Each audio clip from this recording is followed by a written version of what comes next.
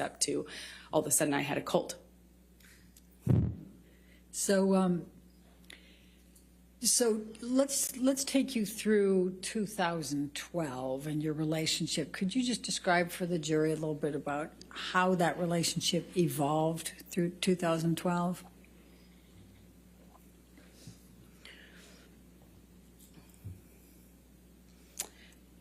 It was always intense. It didn't become intense. It almost started that way. When I was with him, you know, I felt that electricity in my body. I felt like butterflies. I couldn't, you know, I couldn't see straight practically. It was just, you know, I was head over heels in love. And he felt like that to me. He felt like he was also in love. I didn't feel like he was faking it. I felt like what we had, it felt like to me at the time, there wasn't any love like that, you know? I mean, and then he started to kind of do this thing again where he'd disappear and he'd come back. And I remember at first when he first started drinking, I didn't really think much of it, but all of a sudden the behavior kind of started to go in line with the disappearing, and he'd come back and he'd just be different.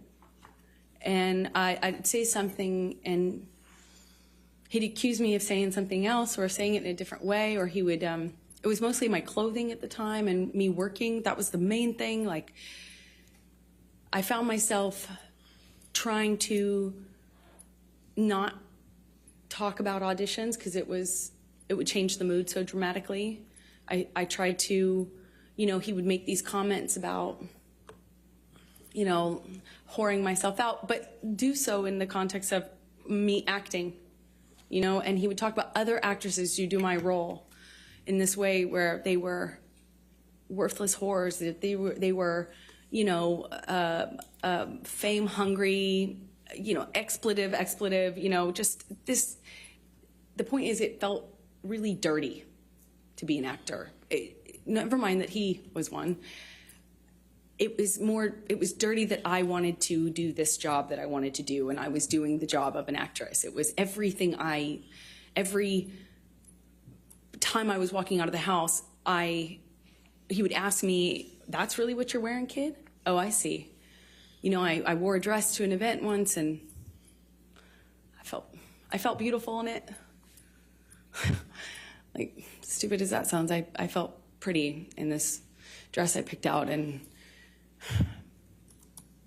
I showed it him because you know, it's a carpet, it's red carpet, so it's like, you know, publicized, and I kind of thought it was weird. He wasn't saying anything about it. You know, I left him to go do this red carpet, and I was like, "Did you see the you know, the event I went to?" You know, basically, I felt pretty, and I thought, like, "Did you see that?" You know, I wanted him to say something about that, I guess.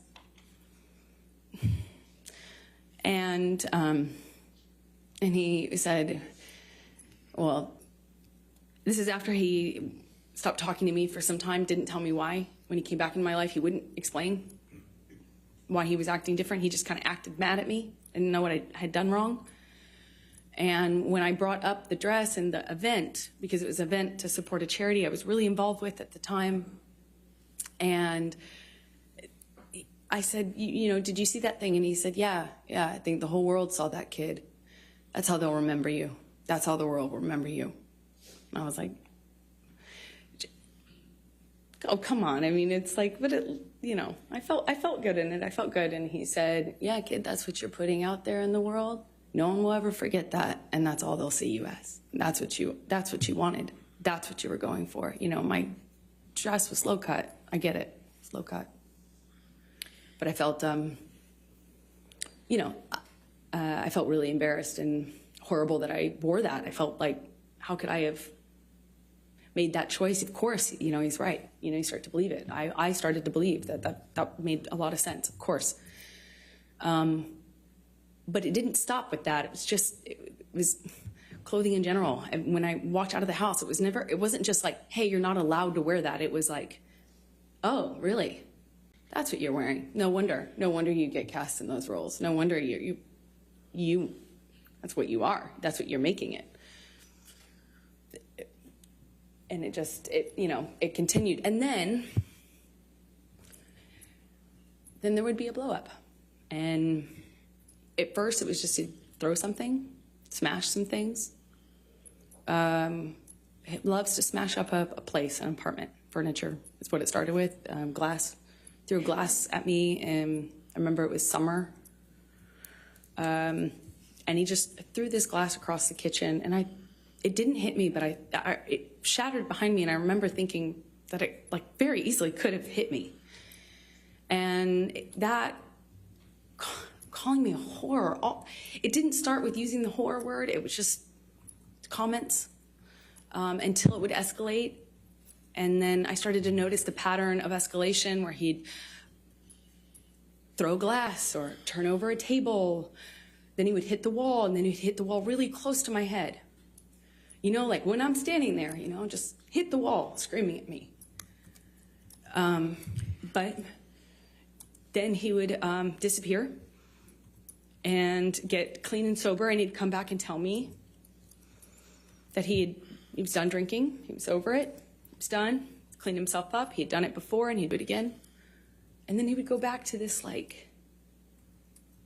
wonderful, almost just unreal, but real, but unbelievably nice, sensitive, kind, warm, generous, interesting, funny man that I loved.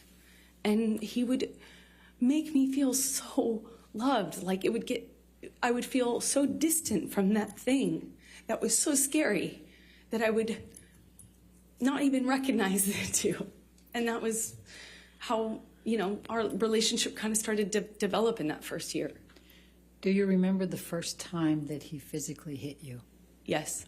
Please tell the jury about it. It was it's seemingly so stupid, so insignificant. Oh, never forget it. It changed my life. I was sitting on the couch, and we were talking. We were having a normal conversation, there was no fighting, no argument, nothing. And he was drinking, and I didn't realize at the time, but I think he was using cocaine because it was there was a jar of cocaine out on the table. I realize that sounds weird, but it was an actual vintage jar of it. But I didn't see him use it at the time, so I didn't really factor that in. I just, he's drinking and we're talking, and there's music playing, and he's smoking cigarettes, and we're sitting next to each other on the couch. And I asked him about the tattoo he has on his arm. And to me, it just looked like black marks. I didn't know what it said. It just looked like muddled, faded tattoo that was hard to read. And I said, what does it say? And he said it says Wino. It says Wino. And I didn't see that. I thought he was joking because it didn't look like it said that at all. And I laughed. It was that simple. I just laughed because I thought he was joking. And slapped me across the face. And I laughed. I laughed because I didn't know what else to do. I thought, this must be a joke. This must be a joke. Because I didn't know what was going on. I just stared at him, kind of laughing still, thinking that he was going to start laughing too to tell me it was a joke. But he didn't. He said, "You think it's so funny? You think it's funny, bitch. You think you're a funny bitch." And he slapped me again. It was clear it wasn't a joke anymore. And I stopped laughing, but I didn't know what else to do. You know, I didn't know what to do. You would think you would have a response, but I, as a woman, had never been hit like that. I'm an adult, and I'm sitting next to the man I love, and he slapped me for no reason, it seemed like, and I missed the point. It was that stupid. Second slap, I know he's not kidding, but I don't know what else to say or do, so I just stared at him. I didn't say anything. I didn't react. I didn't move or freak out or defend myself or say, what are you doing? You're crazy. I just stared at him because I didn't know what else to do.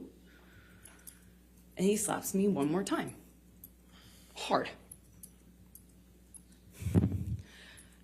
I lose my balance. At this point, we're sitting next to each other on the edge of the couch, or I was on the edge of the couch. And I'm all of a sudden realizing that the worst thing has just happened to me that could possibly happen to you. I realized that I wish so much he had said he was joking, because it didn't hurt. It didn't physically hurt me. I was just sitting there on this carpet, looking at the dirty carpet, wondering how I wound up on this carpet and why I never noticed that the carpet was so filthy before, and I just didn't know what else to do. I didn't know what to say. I didn't know how to react. I just sat there thinking, how much time do I have till I figure out what I need to do? Because, God, did he just hit me? No.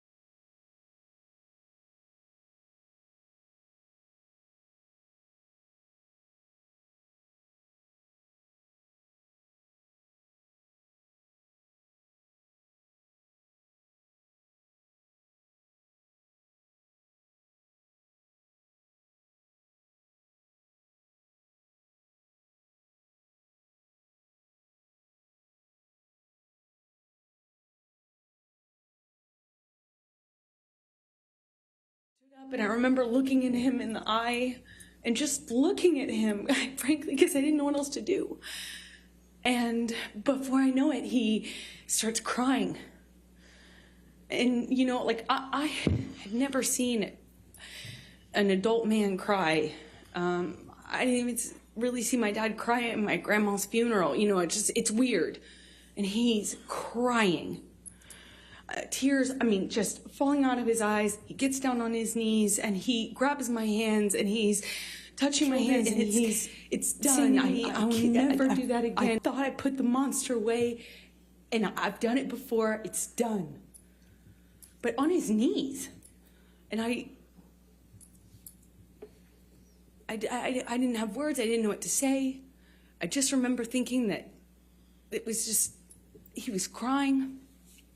He seemed so sorry, but I knew I couldn't just forgive him because right? That means it will happen again, no?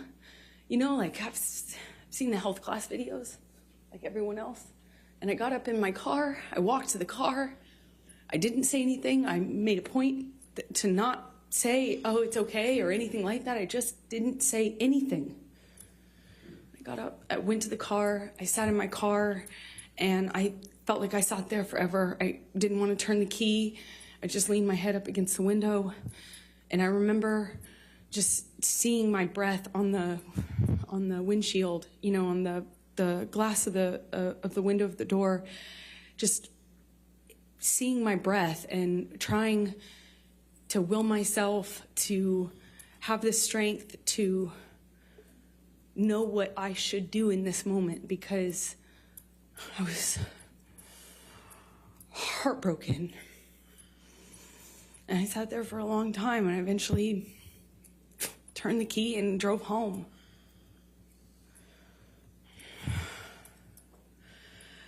And what did you do after that? I don't know. I don't remember what I did when I got home. I don't remember.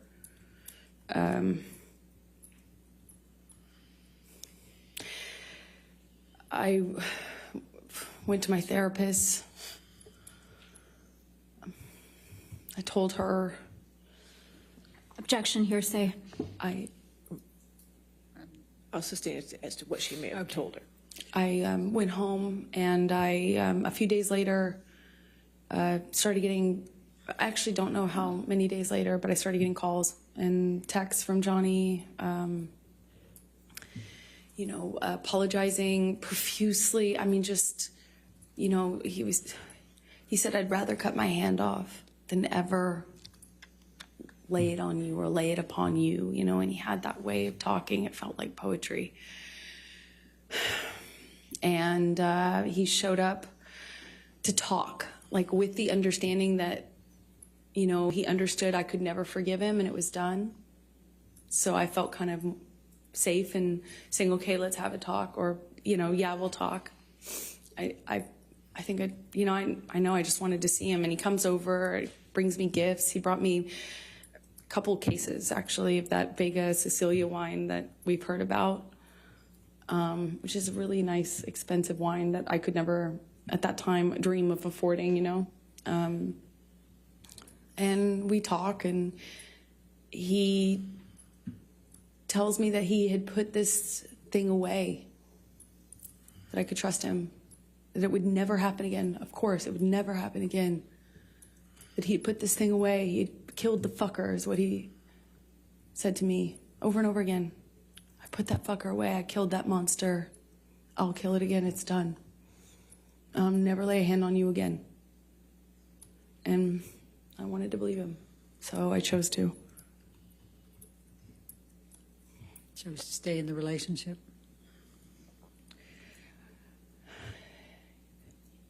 Yeah, I did. I believed it, but, you know, I believed it wouldn't. I believed that there was a line he wouldn't cross again, and that was it.